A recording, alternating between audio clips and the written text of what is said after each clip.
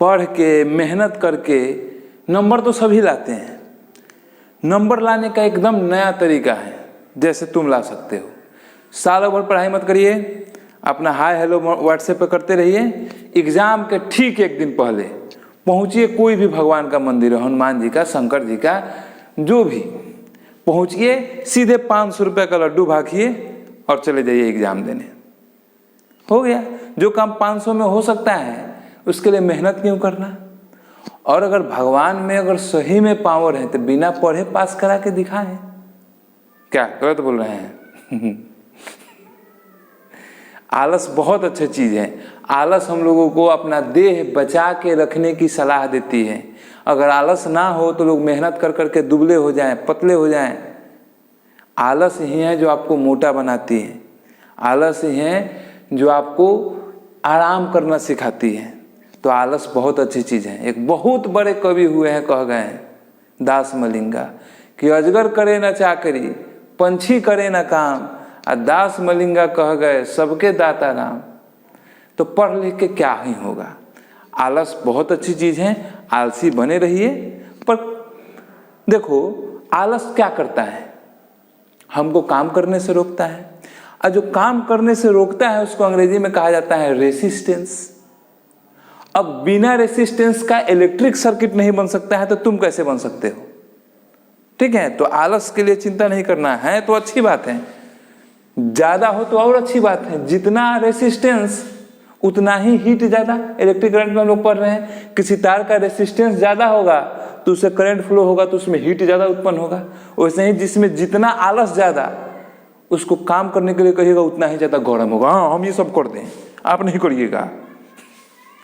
तो अभी हम लोग एक छोटा सा नन्हा सा प्यारा सा टॉपिक पढ़ने वाले हैं। चलिए, यह बढ़िया होता है कोई अच्छा काम करने से पहले खांसी आ जाए तो। सॉरी। रेसिस्टेंस किन किन फैक्टर पे डिपेंड करता है? तो रेसिस्टेंस होता क्या है ये सबको जानते हैं। करंट के रास्ते में जो बाधा उत्पन्न होती है उसी को रेसिस्टेंस कहा जाता है। अब किसी कंडक्टर का रेसिस्टेंस 3-4 चीजों पे डिपेंड करता है, उसको हम लोग पढ़ने वाले हैं। और इससे आता है क्वेश्चन, 2-2 साल का हम इस वीडियो में पढ़ाएंगे, बाकी डाल देंगे डिस्क्रिप्शन में, देख लीजिएगा प्रीवियस ईयर क्वेश्चन। पहला, रेसिस्टेंस डिपेंड करता है लेंथ पे, लेंथ के डायरेक्टली प्रोपोर्शनल। जितना ज्यादा लेंथ उतना ज्यादा क्रॉस सेक्शन एरिया। मतलब अगर हम 1 मीटर का तार लें, 1 मीटर का तार, और उसका रेसिस्टेंस 5 ओम है, तो 2 मीटर के तार का 10 ओम रेसिस्टेंस होगा। इसी को कहते हैं डायरेक्टली प्रोपोर्शनल। दूसरा, रेसिस्टेंस इनवर्सली प्रोपोर्शनल होता है। कौन टाइप किया है, बड़ा गंदा। इनवर्सली प्रोपोर्शनल होता है क्रॉस सेक्शन एरिया के। चलो एक फोटो दिखाते हैं, इसे तुम लोग को समझ में आएगा, तब इस पे आते हैं। आइए, ये है हमारे पास एक सिलिंड्रिकल रेसिस्टेंस, सिलिंड्रिकल कंडक्टर। अरे जो घर में तार वार लगा होता है ना, तार, बिजली के ले जाने वाला तार, इस टाइप का तार, ये देखो इस टाइप का तार, इसका शेप सिलेंडर से मिलता है, तो इसी को कहते हैं सिलिंड्रिकल कंडक्टर। इस कंडक्टर का जो रेसिस्टेंस है लेंथ के डायरेक्टली प्रोपोर्शनल होता है। मतलब जितना ज्यादा लंबा होगा उतना ही अधिक रेसिस्टेंस होगा। और इस एरिया को, यानी यहां से इसको ऐसे काट देंगे तो इसी टाइप का दिखेगा ना, इस एरिया को कहा जाता है क्रॉस सेक्शन एरिया। तार जितना मोटा होगा यह एरिया उतना ही ज्यादा होगा। तो जो रेसिस्टेंस है क्रॉस सेक्शन एरिया के इनवर्सली प्रोपोर्शनल होता है। यानी resistance directly proportional to length, inversely proportional to cross section area. और तीसरा, मटेरियल के रेसिस्टिविटी पे डिपेंड करता है। यानी जो आपका तार है किस मटेरियल का बना हुआ है। सिल्वर का बना हुआ है तो सबसे कम रेसिस्टिविटी, कॉपर का बना हुआ है तो उससे थोड़ा ज्यादा, लोहा का बना हुआ है तो बहुत ज्यादा, नाइक्रोम, ये सब हम लोग पढ़ेंगे, एलॉय हीटिंग एलिमेंट में यूज होता है, उसका तो बहुत ज्यादा हाई रहता है रेसिस्टेंस। तो रेसिस्टेंस 3 चीजों पे डिपेंड करता है। एक्चुअली 4 चीज पे डिपेंड करता है, पर हम लोग को यहाँ पे 3 ही पढ़ना है, चौथा पढ़ना है एक ही बार 11th में। रेसिस्टेंस डिपेंड करता है 3 चीजों पे। कौन सा कलर लें? एक लेंथ पे, दूसरा क्रॉस सेक्शन एरिया के इन्वर्सली प्रोपोर्शनल, और तीसरा जो है वह मटेरियल पे डिपेंड करता है, मटेरियल का रेसिस्टिविटी पे। रेसिस्टिविटी से डायरेक्टली इन्वर्सली प्रोपोर्शनल का कोई कहानी नहीं है। रेसिस्टिविटी प्रत्येक मटेरियल का फिक्स होता है, वह न लेंथ पे डिपेंड करता है न क्रॉस सेक्शन पे। इस तरह से रेसिस्टेंस इज इक्वल्स टू आ जाता है rho L by A. Resistance R is equals to rho L by A, जहाँ पे यह जो बूढ़ा पी है, देखो पी नॉर्मली इसे खड़ा रहता है, अब यही जब बूढ़ा हो जाता है इसे, तो इसको हम लोग कहते हैं रो। अब तो बूढ़ा हो गया, अब रो, तो यह हो गया रो एल बाई ए। रो है, इसको रेसिस्टिविटी कहते हैं। इसके अलावा बता देते हैं, किसी को बताना नहीं, जो कंडक्टर का रेसिस्टेंस है वह टेम्परेचर पे भी डिपेंड करता है। टेम्परेचर जैसे जैसे बढ़ता है रेसिस्टेंस बढ़ते जाता है। यह हुआ कंडक्टर का, जैसे आयरन, कॉपर, सिल्वर, माने जितने मेटल है सबका।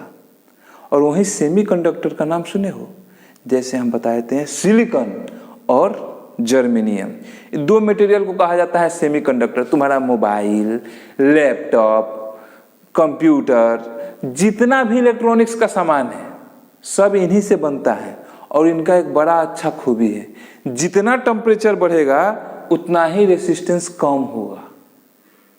इसीलिए मोबाइल जब ज़्यादा गर्म होगा उसका रेसिस्टेंस कम हो जाएगा। उनके डिवाइस माने जो भी उनमें कंपोनेंट लगे हुए हैं, रेसिस्टेंस कम हो जाएगा तो ज़्यादा करंट वो लोग बैटरी से खींच लेंगे और आग लग जाएगा। नहीं, ब्लास्ट कर जाता है मोबाइल।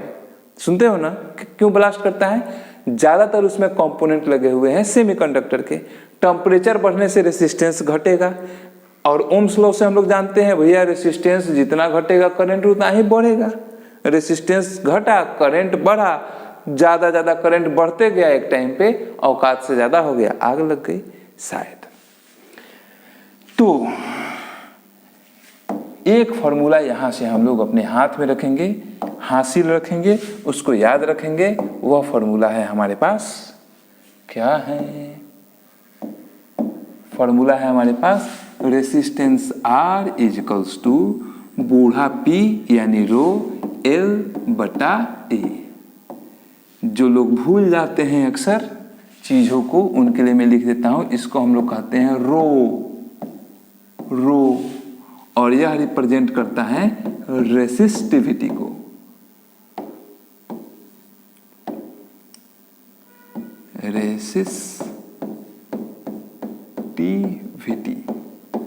रेसिस्टिविटी मटेरियल का एक प्रॉपर्टी है, property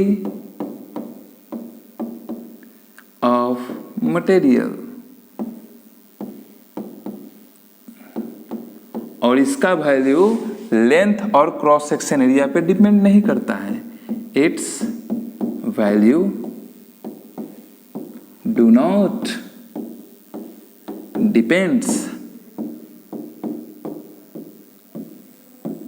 on length and cross section area. यह कुछ बातें हैं रेसिस्टिविटी के बारे में याद रखने लायक। एक और बात है, रेसिस्टिविटी के रेसिप्रोकल को कंडक्टिविटी कहा जाता है। आगे जाओगे तो कभी ना कभी पढ़ने के लिए मिलेगा, ऐसा सिंबल होता है। यह होता है conductivity is equals to 1 by resistivity. खैर छोड़ो, यह तुम्हारे काम का नहीं है। अब आते हैं एक चमचमाता हुआ MCQ पे, जिसको उम्मीद करते हैं आप लोग ही बनाइएगा। 2023 में पूछा गया क्वेश्चन रेसिस्टिविटी से related. SI unit of resistivity कितना होगा? तो बताइए, आप में से कौन कौन बना सकता है? सब कहेगा सर हम बना देंगे। आप में से कौन कौन कमेंट करेगा आंसर? सॉरी ना, ये सब हमसे नहीं होता है। ठीक है, कोई बात नहीं। चलिए, जो लोग वीडियो पॉज करके बना चुके हैं और जिनका आंसर आया है ओम पर मीटर, उनका जवाब गलत है। क्या यह आंसर आया है क्या? ओम पर मीटर स्क्वायर? गलत जवाब, यह नहीं होगा। इसका सही उत्तर होगा ओम मीटर। कैसे? अभी देखिए, पहले मैं कलर चेंज कर लूं। अब मैं लिखूंगा ग्रीन से। हरा रंग है हरी हमारी धरती की अंगराई। अभी तो हम लोगों ने पढ़ा resistance R is equals to rho L/A, जहाँ पे यह हमारा जो रो है यही रेसिस्टिविटी को दिखाता है। इसको बचा लीजिए, बाकी सबको इधर भेजिए तो हमारे पास आ जाएगा, क्या आ जाएगा, rho is equals to RA divided by L। तुम मोटा क्यों नहीं हो रहा है, पतला खा लो, मोटा हो जाओ। अब यहाँ से रो का यूनिट अगर हम लोग लिखना चाहें तो यहाँ पे है रेसिस्टेंस, रेसिस्टेंस का यूनिट ओम। पाप कटता है रेसिस्टेंस का यूनिट बोलने से। तो अगर आपने बहुत गलत कर्म किए हैं तो 2-3 बार इलेक्ट्रिसिटी का चैप्टर पढ़ लीजिए, सारा पाप कट जाएगा। क्रॉस सेक्शन एरिया, आखिर यह एरिया ही है ना, एरिया का यूनिट मीटर स्क्वायर होता है तो यह हो जाएगा मीटर स्क्वायर। एल मतलब लेंथ, लेंथ का यूनिट मीटर, मीटर से गया मीटर तो बचा मैंने गलत कर्म किए बहुत, ओम मीटर बन जाएगा। Yes sir. हाँ, इसी बात पे पहले क्वेश्चन की अपार सफलता के बाद हम लॉन्च करने जा रहे हैं दूसरा क्वेश्चन, जो कि पूछा गया है 2022 में। और क्वेश्चन आपके स्क्रीन पे ये रहा, टिंग टिंग टिंग। और मेरा पेन कहाँ गया, यहाँ है, तुम कहाँ छुप जाते हो, ऐसा मत किया करो, अच्छा नहीं लगता ना। क्वेश्चन है list the factors on which resistance of uniform cylindrical conductor of a given material depends. उन फैक्टर्स का नाम बताइए, लिस्ट बताइए जिन पे सिलेंड्रिकल कंडक्टर का रेसिस्टेंस डिपेंड करता है। अभी तो हम लोग पढ़े हैं length and cross section area पे, लेंथ के डायरेक्टली प्रोपोर्शनल और क्रॉस सेक्शन एरिया के यस इनवर्सली प्रोपोर्शनल। अब दूसरा कहता है the resistance of a wire is 0.01, अच्छा, resistance of a wire of 0.01 centimetre radius is 10 ohm if resistivity of the wire is 50 into 10 to the power minus 8 ohm meter, find the length of this wire। चलो मैं इस question का data लिख देता हूं, उसके बाद आप लोग इसको बनाइएगा। कहता है कि वायर जिसका रेडियस है मतलब सिलेंड्रिकल है, ऐसे सिलेंड्रिकल है तो यहाँ पे एक सर्कल होगा, इस सर्कल का रेडियस दिया हुआ है, radius R is equals to 0.01 centimetre.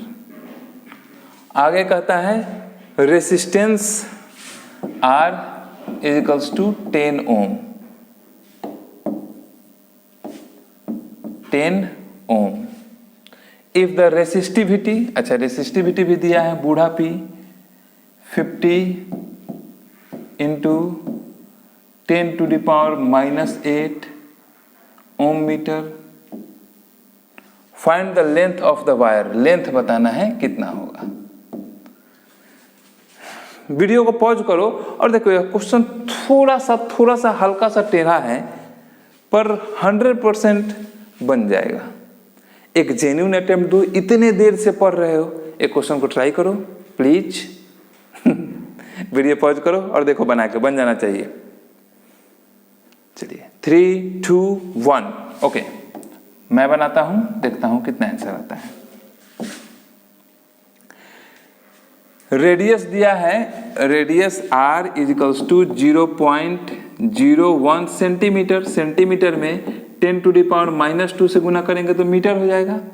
Cylindrical है तो एरिया सर्कुलर होगा, क्रॉस सेक्शन एरिया, तो एरिया ऑफ सर्कल हो जाता है पाई R स्क्वायर, तो पाई इंटू R स्क्वायर, पाई का वैल्यू 3.14, R हमको दिया हुआ है तो इसका स्क्वायर करेंगे तो 0.01। इसको हम एक काम करते हैं ना, बिना मतलब का इसको हम बढ़ा रहे हैं, रुको एक उपाय करते हैं। यहाँ पे देखो तो दशमलव का 0 एक इधर भेजें तो 10 का पावर एक और इस पे माइनस चढ़ेगा तो 1 इंटू 10 टू द पावर -3 होगा, तो सिर्फ 10 टू द पावर -3 मीटर लिख देते, किसी को कोई दिक्कत ना, दोट हो जाएगा ना, दोट हो जाएगा, सॉरी। यहाँ से 0.1 और 2 अंक जाएगा तो इधर 10 का पावर -4 बैठा देते हैं, 10 का पावर -4 मीटर। तो यहाँ पे वैल्यू बैठाइए 10 का पावर -4 का स्क्वायर, तो आ जाएगा 3.14 इंटू 10 टू द पावर -8 हो गया क्रॉस सेक्शन एरिया। ठीक है, अब इधर का थोड़ा साफ कर दें।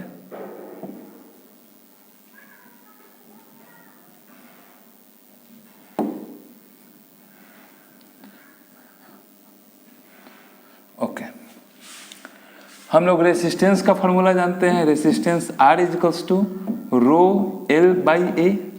रेसिस्टेंस द लिस्ट कहाँ गया? The resistance of wire 10 ohm दिया हुआ है, तो यहाँ पे बैठा दिए 10।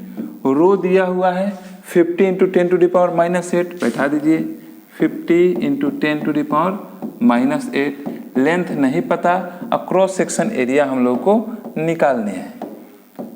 क्रॉस सेक्शन एरिया दिया हुआ है 3.14 इंटू 10 टू द पावर -8। अब जरा देखते हैं किसी से कोई कटने वाला हो, काटेंगे हम पीला से, इससे यह गया, बाकी लेंथ को बचाए तो यह इधर चला आएगा और यह डिवाइड में होगा, तो हमारे पास आ जाएगा length L is equals to 10 into 3.14 divided by 50। काटे तो बचा 3.14 डिवाइड बाई 5, भागा देंगे तो हो जाएगा 0.536, 5 दूना 10, 5 8 40, लगभग इतना मीटर। अब जो भी इसका सेंटीमीटर इस समय आएगा वो 0.628 मीटर, इतना ही आया था। चलिए, वेरी गुड। अब रेसिस्टेंस से एक और क्वेश्चन प्रीवियस ईयर से एक बार आप लोग देख लीजिए, जो लोग ठीक से नहीं देख पाए हैं वीडियो पॉज करके देख लो। अब आते हैं आगे। अच्छा, इतना ही था रेसिस्टेंस को लेके। Okay, fuse. चलो, फ्यूज पढ़ाने से पहले तुम लोग को एक मशीन दिखाते हैं। आओ तो टॉर्च जला के दिखाएंगे। ये देखो तो, यहाँ पे कुछ दिखाई दे रहा है? यह जाना पहचाना लग रहा है? देखो, इसी में यहाँ पे देखो, यहाँ से लेके यहाँ तक एक तार जोड़ा गया रहता है। यह फ्यूज नहीं है, यहाँ से लेके यहाँ तक एक तार जोड़ा गया रहता है, उसी तार को हम लोग फ्यूज कहते हैं। मोस्टली वह एक एलॉय का बना होता है। एलॉय होता है तुम्हारा, सॉरी मोबाइल गया, कोई बात नहीं, 2-4 ठो स्क्रीन पे आया है खरोच, पर काम चल जाएगा। कैमरा ठीक है?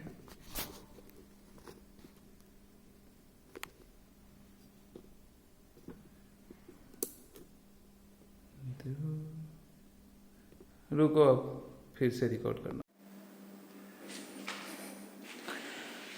मोबाइल टूटा है, हिम्मत नहीं, काम चल रहा है। देखो, ऐसा ही तुम्हारे भी घर में लगा होगा छोटा साइज का, उसके अंदर यहाँ पे जो वायर लगा होता है उसी को हम लोग फ्यूज कहते हैं। यह एक सेफ्टी डिवाइस है। इसका फीचर यह होता है कि इसका रेसिस्टेंस ज़्यादा और मेल्टिंग पॉइंट कम होता है। और ये जितने भी डिवाइस हैं यह स्पेसिफिक रेटिंग पे आते हैं। जैसे अगर यह वाला जो मैं आप लोगों को दिखा रहा था, यह 63 एम्पेयर इसका रेटिंग है। इसका रेटिंग है 63 एम्पेयर। यह हाई पावर कंजम्पशन के लिए बना हुआ है, यानी इसमें जो फ्यूज वायर लगेगा उससे मैक्सिमम 63 एम्पेयर का करंट फ्लो हो सकता है। और अगर इससे कम फ्लो होगा तो कोई दिक्कत नहीं। अगर इससे ज़्यादा 63 एम्पेयर से ज़्यादा करंट फ्लो होने लगे तो इसका टेम्परेचर इतना बढ़ जाएगा कि उसके अंदर लगा हुआ तार गल जाएगा और सर्किट टूट जाएगी। आप लोग के घर में पंखा, बॉल ये सब चलता होगा सिर्फ, तो उसमें जो फ्यूज लगा होगा वह 5 एम्पेयर रेटिंग का लगा होगा। अगर गीजर, टीवी, फ्रिज ये सब है तो 15 एम्पेयर रेटिंग का लगा होता है। बात इतना ही है कि 5 एम्पेयर का अगर फ्यूज लगा हुआ है सर्किट में, तो उस सर्किट से मैक्सिमम 5 एम्पेयर का ही करंट फ्लो होगा। और 5 एम्पेयर कम करंट नहीं होता है। बॉल, पंखा, बत्ती, टीवी सब चल जाएगा 5 एम्पेयर से। 15 ampere fridge, geyser, iron, toaster ये सब चल जाएगा। खैर, यह जो मतलब हमारे यहाँ के जो इलेक्ट्रीशियन है, लोकल झोला छाप इलेक्ट्रीशियन, छोटा सा क्या करता है कि इसमें कॉपर का तार बांध देगा, यहाँ से लेके यहाँ तक कॉपर का तार। वहाँ पे कॉपर का तार नहीं बना जाता है, एक स्पेशल एलॉय से बना हुआ तार बांधा जाता है, जिसका गुण होता है कि इसकी रेसिस्टिविटी अधिक, अब मेल्टिंग पॉइंट कम हो, यानी कि जैसे लिमिट को रीच करे गल जाए। अब कॉपर का तार बनिएगा, वो 5 एम्पेयर के जगह पे 500 एम्पेयर बह जाए, वो गलेगा ही नहीं, तब तो हो गया, घर में आग लगा के मानेगा सब। यह जो अंदर एलॉय से बना हुआ मेटल होता है, मटेरियल होता है, वह टीन और लेड एक मेटल है, टीन और लेड का एलॉय होता है। फ्यूज, ज्यादातर फ्यूज इसी से बने होते हैं। जो प्राइमरी फीचर है फ्यूज का वह होता है, एग्जाम में डायरेक्ट पूछ लेता है कि जो फ्यूज होता है उसका प्राइमरी फीचर क्या है, तो प्राइमरी फीचर होता है हाई रेसिस्टेंस,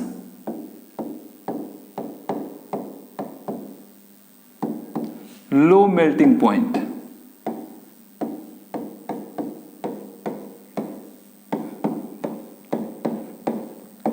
जब हम 9 या 10 में पढ़ते थे तो ये रेटिंग का हमको नहीं पता था कि 5 एम्पेयर रेटिंग का अलग होता है, 15 एम्पेयर का अलग होता है, 5 एम्पेयर वाले के साथ 1.5 mm का तार लगता है, 15 एम्पेयर वाले के साथ 2.5 mm का तार लगता है, सब नहीं पता था।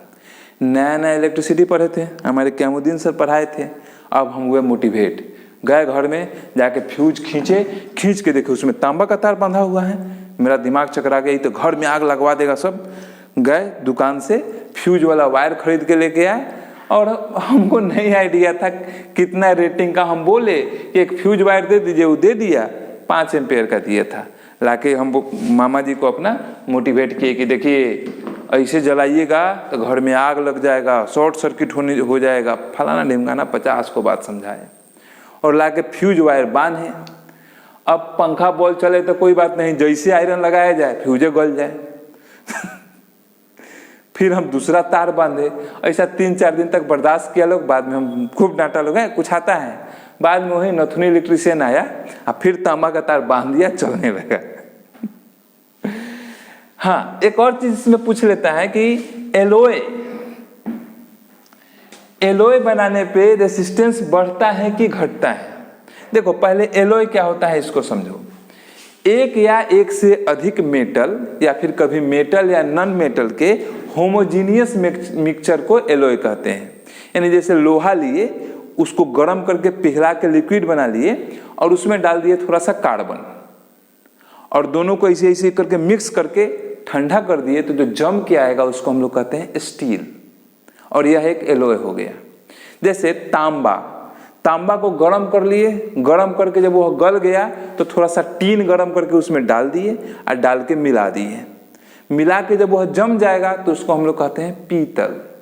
तो एक या दो से अधिक मेटल के होमोजीनियस मिक्सचर को एलॉय कहते हैं। एलॉय का एग्जाम्पल स्टील हुआ, ब्रास यानी पीतल, कांसा, ब्रोंज, ये सभी स्टेनलेस स्टील, ये सभी सोल्डिंग वायर, ये सभी एलॉय के एग्जाम्पल हैं। अब क्वेश्चन पूछ लेता है कि एलॉय बनाने पे रेसिस्टिविटी बढ़ता है कि घटता है, यह बताइए। शायद क्वेश्चन इसमें ऐड किया गया होगा, देख लेते हैं, नहीं तो अपने से कराएंगे।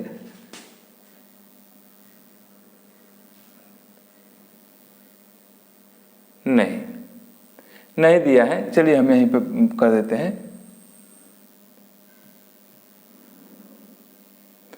क्वेश्चन यह था, प्रीवियस ईयर का ही है, कि एलॉय बनाने पे क्या होता है, रेसिस्टेंस बढ़ता है कि घटता है, रेसिस्टिविटी बढ़ती है कि घटती है।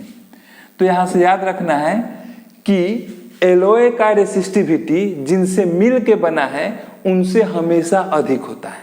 अब पूछोगे कारण, अब कारण के लिए मेटल लैटिस पर बताना होगा, जो अभी फिलहाल रहने दो। फिलहाल बस याद रखो कि एलॉय का रेसिस्टिविटी जैसे हम ले लेते हैं कॉपर और उसमें मिला दिए टीन, तो बना ब्रास। अब ब्रास का रेसिस्टिविटी कॉपर और टीन दोनों से ज्यादा होगा, यानी resistivity resistivity of alloy is always greater than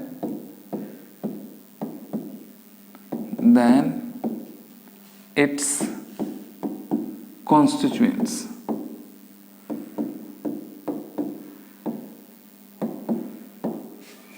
इसीलिए फ्यूज वायर हुआ चाहे हीटिंग एलिमेंट, कभी घर में आयरन पुराना पड़ा हुआ हो, इसको नोट कर लो, ठीक है बाबू।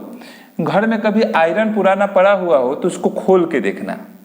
वैसे स्क्रीन पे हम फोटो डाल दे रहे हैं, ऐसा तार तुमको दिखेगा। इस तार को हम लोग कहते हैं हीटिंग एलिमेंट, गर्म होने वाला एलिमेंट। जैसे आयरन हुआ, तुम्हारा टोस्टर अगर तुम्हारे घर में हो, या फिर गीजर हुआ, इन सब में बिजली के इस्तेमाल से पानी को या लोहा को गर्म किया जाता है, तो उसके अंदर स्पेशल तार लगा होता है जिसको हम लोग कहते हैं हीटिंग एलिमेंट। उस तार की खूबी यह होती है कि उसका रेसिस्टेंस हाई और मेल्टिंग पॉइंट भी हाई, क्योंकि ज़्यादा गर्म होने पे प्रत्येक मेटल गलने लगता है, तो मेल्टिंग पॉइंट लो होगा तो गल जाएगा। तो हीटिंग एलिमेंट, ज़्यादातर जो हीटिंग एलिमेंट है वह नाइक्रोम का बना होता है, लेकिन याद रखना दुनिया में कहीं भी हीटिंग एलिमेंट होगा तो जरूरी नहीं है कि सब नाइक्रोम से ही बना हुआ हो। नाइक्रोम का मोस्टली बना होता है। जैसे तुम्हारे पास जो आयरन है, इलेक्ट्रिक आयरन, उसमें नाइक्रोम का हीटिंग एलिमेंट लगा होगा। नाइक्रोम निकेल एंड क्रोमियम का एक एलॉय है, और हीटिंग एलिमेंट की जो खूबी होती है, खासियत होती है, जिसको याद रखना है, वह है हाई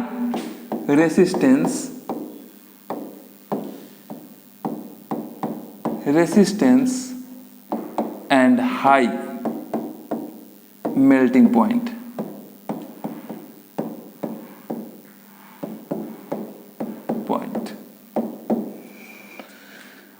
इसके अलावा नाइक्रोम के अलावा कंथाल भी बहुत फेमस है। लोहा, क्रोमियम और एल्युमिनियम का एक एलॉय है। इसका इस्तेमाल ज़्यादातर इंडस्ट्री में किया जाता है। जो इलेक्ट्रिकल फर्नेस होते हैं, माने कुछ फर्नेस होता है लोहा को गलाने वाला, वो भी बिजली से ऑपरेट होता है, तो वहाँ पे नाइक्रोम नहीं कंथाल यूज किया जाता है, या उसका मेल्टिंग पॉइंट बहुत ज़्यादा होता है। तो लगभग हम लोग इस चैप्टर का मैक्सिमम चीज पढ़ चुके हैं। एक यहाँ पे क्वेश्चन है, देख लो, list 2 properties of heating element, अभी बताया ही है। List 2 properties of electric fuse, क्या 2 प्रॉपर्टी हो जाएगा sir? High resistance and low melting point. Name the principle on which electrical fuse work. Heating effect of electric current. Explain how fuse wire is capable of saving electrical appliances. जैसे limit से ज़्यादा current आता है तो इसके melting point, माने इसमें इतना हीट उत्पन्न होता है जिससे वह गल जाता है और गल के सर्किट को ब्रेक कर देता है। एक छोटा सा कंपैरिजन है जिससे कभी कभी कंसेप्चुअल क्वेश्चन आ जाते हैं, इनको देख लो।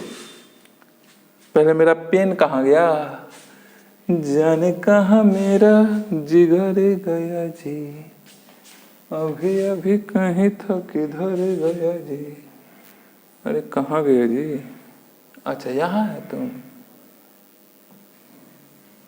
हाँ मिल गया। शक्तिमान शक्तिमान, तुम एक जगह क्यों नहीं रहता है जी? शक्तिमान, शक्ति शक्ति शक्तिमान, शक्ति शक्ति शक्तिमान। देखिए घर में हम लोग का जो वायरिंग होता है मोस्टली 2 तरीके का होता है, एक 5 एम्पेयर का सर्किट और एक 15 एम्पेयर का सर्किट। इसमें कंपैरिजन है। अगर घर में छोटे मशीन को चलाना है, जैसे लाइट, पंखा, बॉल, ये सब को चलाना है, जनरल लाइटिंग, कम पावर खाने वाले इक्विपमेंट्स जैसे एलईडी लाइट हुआ, पंखा हुआ, मोबाइल चार्ज करने वाला हुआ, लैपटॉप हुआ, उसके लिए 5 एम्पेयर का सर्किट बनाया जाता है। उसमें जो ऐसा बोर्ड वोर्ड लगाया जाता है ना, वो भी 5 एम्पेयर वाला होता है। अब यह ना गिर जाए, ये नहीं उठा सकते, सॉरी। जैसे यहाँ पे वो भी नहीं दिखेगा, रहने दो। वहाँ पे भी 5 एम्पेयर का सर्किट लगता है। वहाँ पे जो बोर्ड वोर्ड होता है ज़्यादातर उसमें 2 पिन प्लग हो गए। और जहाँ पे ज़्यादा पावर की डिमांड होती है, जैसे फ्रिज चलाना है, वॉशिंग मशीन चलाना है, तो वो लोग यह 5 एम्पियर वाला सर्किट पे नहीं चलेगा, वो लोग के लिए अलग सर्किट बनाना पड़ेगा 15 एम्पियर का। उसमें जो स्विच बोर्ड होते हैं अलग प्रकार के आते हैं, उसमें तार 2.5 मिलीमीटर का तार लगता है और 5 एम्पियर में 1.5 मिलीमीटर का ही तार से काम चल जाता है। 2.5 मिलीमीटर क्रॉस सेक्शन एरिया बता रहा है, देखो 2.5 मिलीमीटर स्क्वायर और 1.5 मिलीमीटर स्क्वायर। अब आते हैं कि कभी कभी ऐसा होता है कि अचानक घर में लोग कहता है एमसीबी गिर गया। एमसीबी का नाम सुने हो? एमसीबी गिर गया, फ्यूज गल गया, अचानक पावर कट गया, लोग कहता है ओवरलोड हो गया है। तो ओवरलोड क्या होता है? अरे देखो, नाम से ही स्पष्ट है, आवश्यकता से ज्यादा लोड यानी ओवरलोड। जैसे आपके घर में सर्किट अगर बना हुआ है 5 एम्पियर का, 5 एम्पियर का सर्किट है और किसी कारणवश, किसी कारण क्या, कहीं पे शॉर्ट सर्किट हो जाए या फिर कहीं पे एक ही बोर्ड में बहुत सारा मशीन लगा दो, तो किसी कारण से जितना 5 एम्पियर का लिमिट है इससे ज्यादा करंट फ्लो होने लगे, इस सिचुएशन को ही ओवरलोड कहते हैं। यानी the situation in which current flow through a circuit which is higher than the maximum limit is called overload. Overload से नुकसान क्या होता है? तो ओवरलोड से आग लग सकती है घर में, इलेक्ट्रिक फायर। अच्छा, आग कैसे लग जाएगी?